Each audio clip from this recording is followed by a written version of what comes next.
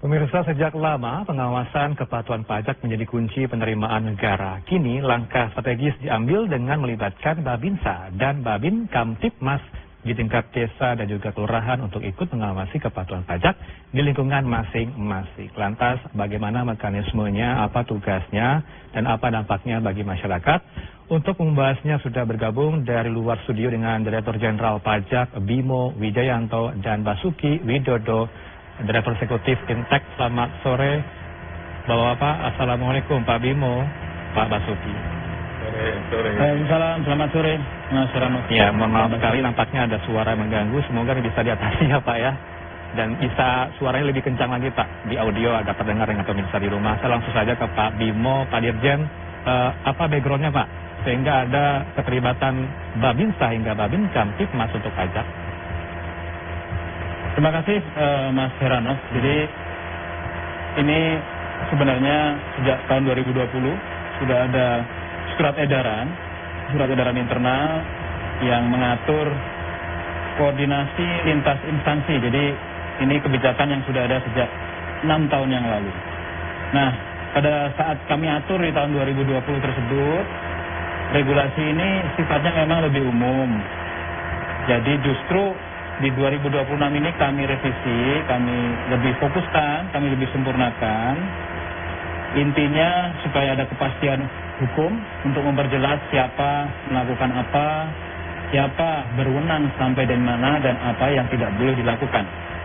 Nah, dalam konteks memperjelas kewenangan lintas instansi kerjasama pembangunan jejaring informasi, salah satunya kita lakukan dengan Babinsa dan Babin Kamtibmas.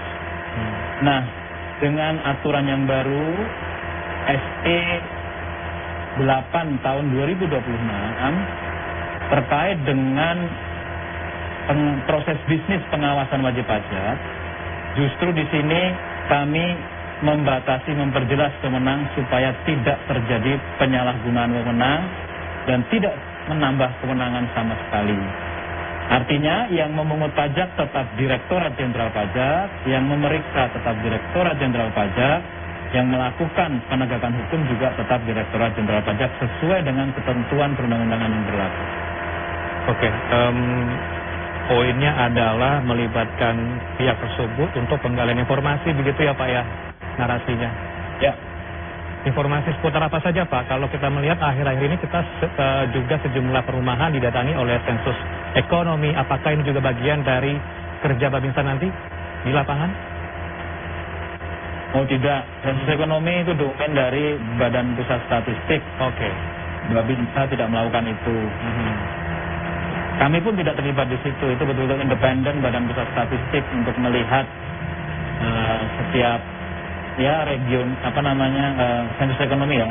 Kalau nggak salah setiap nggak tahu 5 atau 10 tahun sekali ya untuk mengupdate. Tapi bukan kami. Oke. Saya mau minta tanggapan dari Pak Basuki dari statement tadi, apa yang bisa Anda tangkap, Pak Basuki? Ya, saya melihat pajak ini semakin masif menekan masyarakat. Jadi kita harus tahu bahwa pajak ini ada yang namanya Principal Assessment. Oke. Ada prinsip Official Assessment System. Nah, kita menganut prinsip Self Assessment System. Ya. Jadi ada tahapan bahwa pajak itu harus menumbuhkan kesadaran.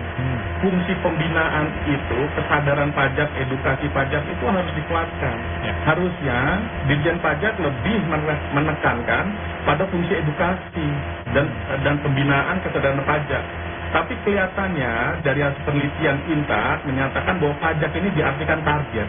Sehingga ada langkah-langkah yang secara masif bagaimana menekan kepada masyarakat sebuah pencapaian target. Nah, sekarang turun Babinsa ini yang sebenarnya menakutkan masyarakat. Anggota DPR Pak Saan itu mengatakan bahwa ini khawatir akan menakutkan. Bukan hanya menakutkan. Selama ini terjadi banyak ditemukan Intak di lapangan kasus-kasus yang menjadikan masyarakat itu takut dengan pajak. Karena negara, ini masalahnya negara. Tidak perlu Babinsa pun rakyat itu sudah takut.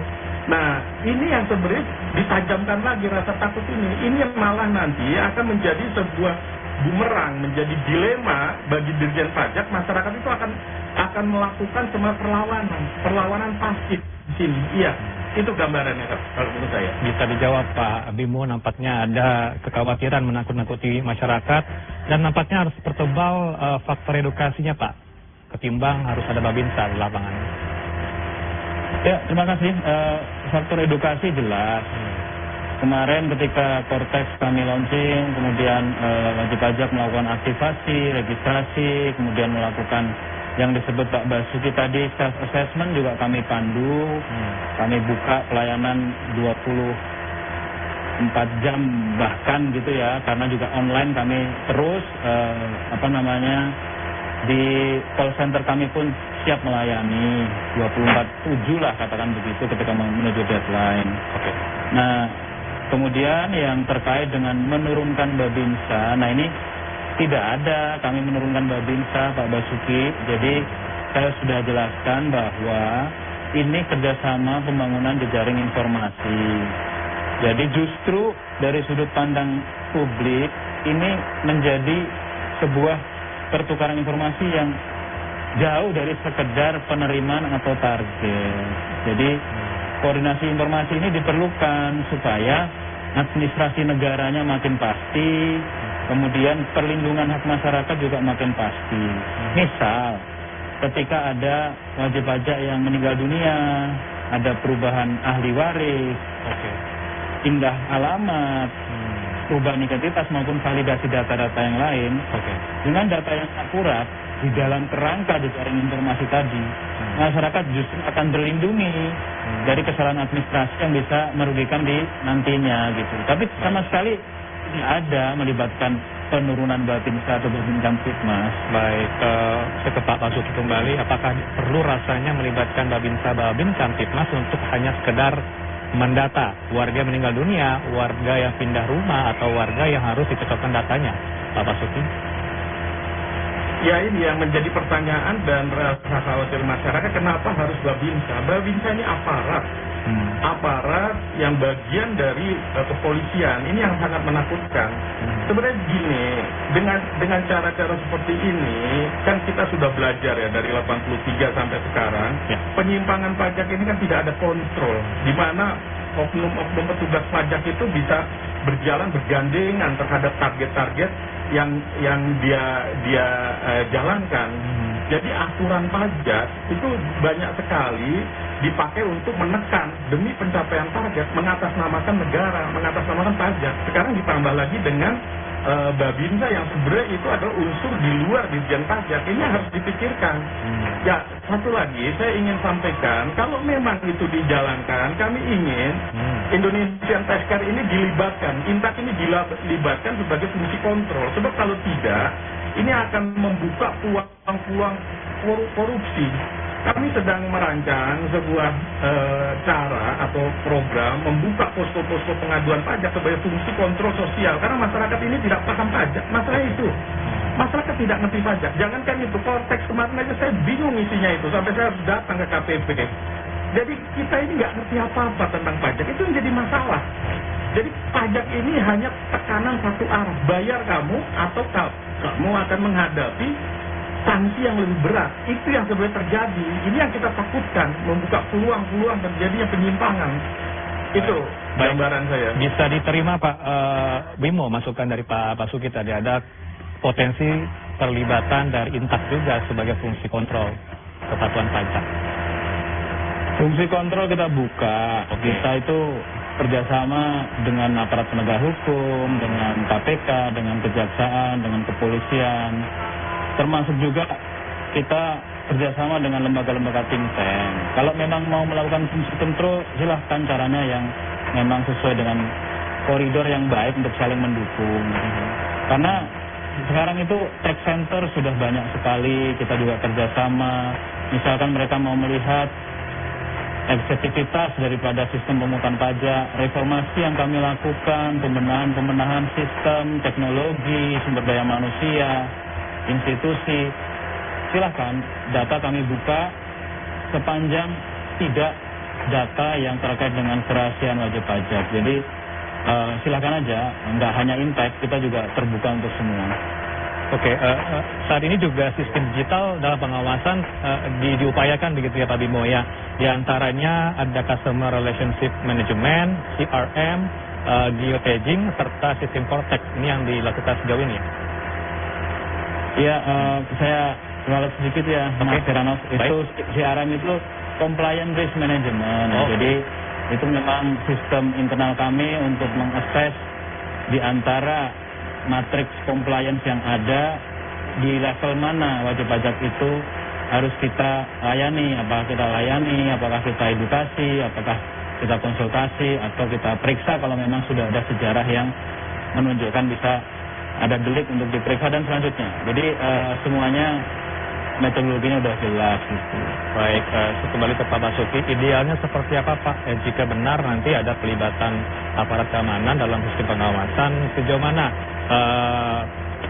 SOP yang diterapkan di lapangan, Pak Basuki, yang Anda inginkan?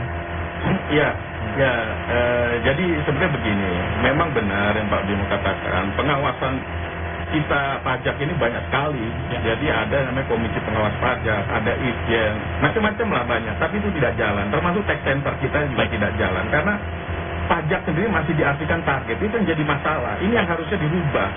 Jadi paradigma target ini yang harus dihapus, karena selama paradigma ini menjadi target, maka pajak ini akan menjadi tekanan nantinya, dan kita sendiri melihat aturan pajak ini masih sangat rumit, semakin kesini semakin rumit. Ini yang sangat dikhawatirkan. Iya, jadi memang benar yang dikatakan bahwa pengawasan membuka siapapun untuk dilibatkan untuk apa. Iya, tapi kita juga hadir di KPP, di Kamil, termasuk izin kuasa pajak itu kan dikerdilkan bahasanya gitu. Banyak orang-orang yang pengen masuk berprofesi di pajak sendiri menjadi sulit gitu loh. Ya, termasuk tax center kita nggak pernah dengar. Kita kirim surat ke tax center, kita nggak pernah namanya dilibatkan untuk menjadi mitra mereka. Apalagi Dirjen Pajak. Saya sendiri ketemu dengan Dirjen Pajak tuh 2012 waktu itu. Saya menawarkan dengan Wakil Menteri Keuangan Pak Mardiasmo waktu itu. Saya menawarkan ini, tapi ya tidak ada kelanjutannya gitu loh.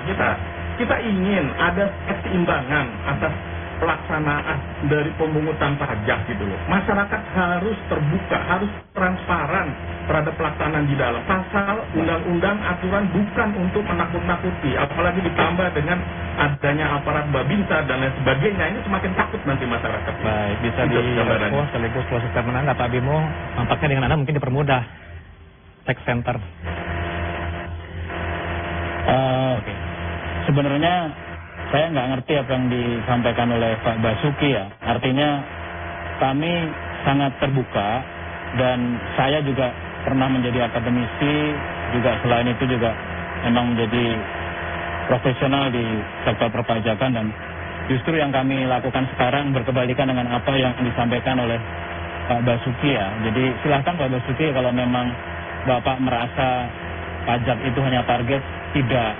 Di angka pajak itu ada banyak sekali pelayanan masyarakat yang dipastikan, ada banyak sekali pemenuhan hak-hak, dari mulai hak dasar, memiliki akses terhadap kesehatan, pendidikan, infrastruktur, transportasi, telekomunikasi, semuanya untuk pendanaan akses tersebut, untuk pendanaan pembangunan. Jadi kalau bahasanya semata target, tidak, justru yang ingin kami sampaikan adalah bagaimana meningkatkan kepatuhan sukarela gitu, kepatuhan sukarela yang setara. Dan kalau memang ada kecurigaan, silahkan aja, kami terbuka untuk dialog. Tapi jangan sampai dinarasikan, mohon maaf, kami tidak melibatkan aktif seperti yang disampaikan Babinsa turun, tidak. Sudah kami tegaskan bahwa ini justru di aturan tahun 2020 ini secara umum disebutkan. Di 2026 kami revisi, dan ini sebenarnya bukan aturan untuk keluar, ini aturan untuk internal kami, justru untuk membatasi supaya tidak terlalu umum, dan konteksnya membatasi betul-betul di pembangunan jejaring informasi saja. Dan Babinsa, Babin Kaptipmas hanya salah satu di antara banyak sekali jejaring informasi kami. Ada 90 institusi yang bekerja sama dengan kami. Baik. Dapat poinnya Pak Basuki, semoga juga ini bisa dipahami oleh masyarakat luas. Tidak ada maksud untuk menakut-nakuti warga dengan adanya keterlibatan Babinsa dan Babin Kaptipmas untuk kepatuhan wajib pajak. Terima kasih untuk waktunya Bimo Wijayanto, Dirjen Pajak Kemenkyu, dan juga Basuki Widodo, Direktur Eksekutif Intak. Selamat sore Bapak-Bapak, Assalamualaikum. Waalaikumsalam warahmatullahi wabarakatuh. Waalaikumsalam, selamat sore ya Mari.